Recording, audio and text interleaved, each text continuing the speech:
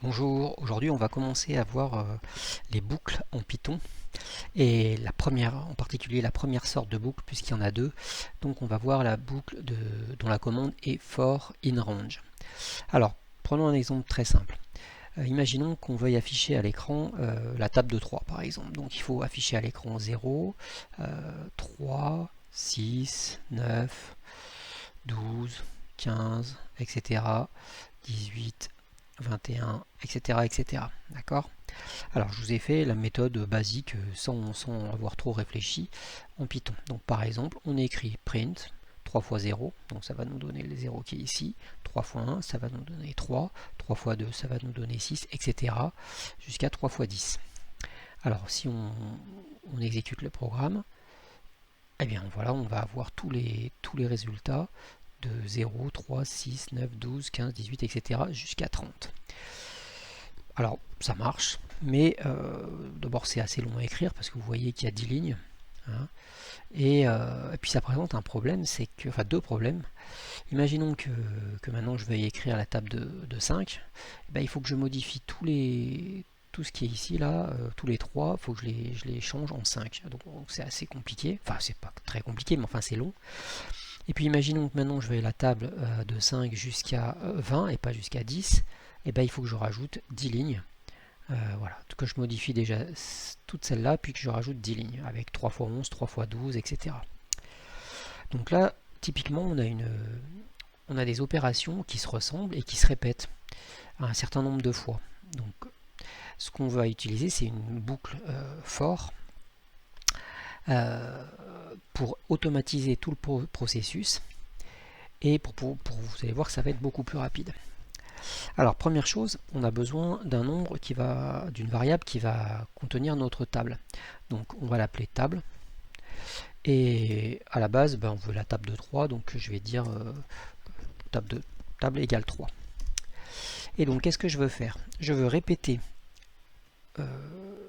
10 ou 11 fois la même chose, donc de 0 jusqu'à 10, l'opération suivante, c'est-à-dire 3 fois 0, puis 3 fois 1, puis 3 fois 2, plus 3 fois 3, etc. Donc pour ça, on utilise l'instruction for. Alors, on a besoin d'une lettre qui va compter, qui va être égale d'abord à 0, puis à 1, puis à 2, puis à 3, etc. Donc cette lettre, on va l'appeler par exemple i.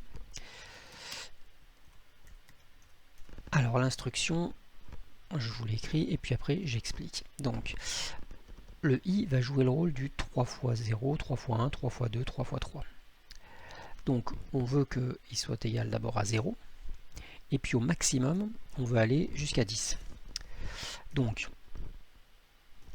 on écrit for i, donc ça va être notre variable qui va jouer le rôle de 0, de 1, de 2, etc. Et notre variable, elle va varier de 0 jusqu'à 10. Donc elle va prendre la valeur de 0, puis après 1, puis après 2, puis après 3, etc. jusqu'à 10.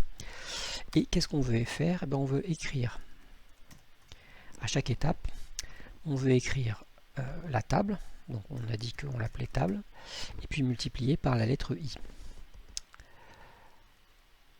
Alors, on va essayer de voir ce qui va se passer si j'exécute le programme. Alors, on a bien notre table qui est bien écrite. Donc, 3 fois 0, ça fait 0. 3 fois 3, pardon, 3 fois 1, 3 fois 2, 3 fois 3, 3 fois 4, etc. Mais on s'aperçoit que à la fin, on n'a pas 3 fois 10, on devrait avoir 30, mais on n'a que 3 fois 9, c'est-à-dire 27. Alors, pourquoi?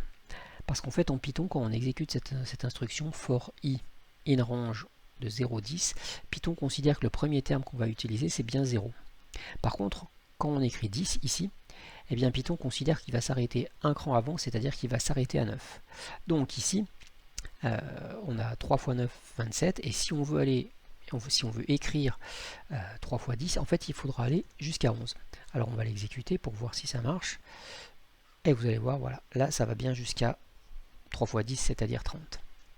Alors vous comparez les deux programmes, donc celui-là où il y a 3 lignes, et puis celui-là où il y en avait 10. Celui-là qui n'était pas du tout pratique parce que si on voulait le modifier, ça nous prenait un temps fou. Alors que là, imaginons que maintenant je vais à la table de 5, j'ai juste à modifier la table égale 5, et puis voilà, j'ai écrit, je lance le programme et je vais avoir toute ma table qui va être modifié instantanément.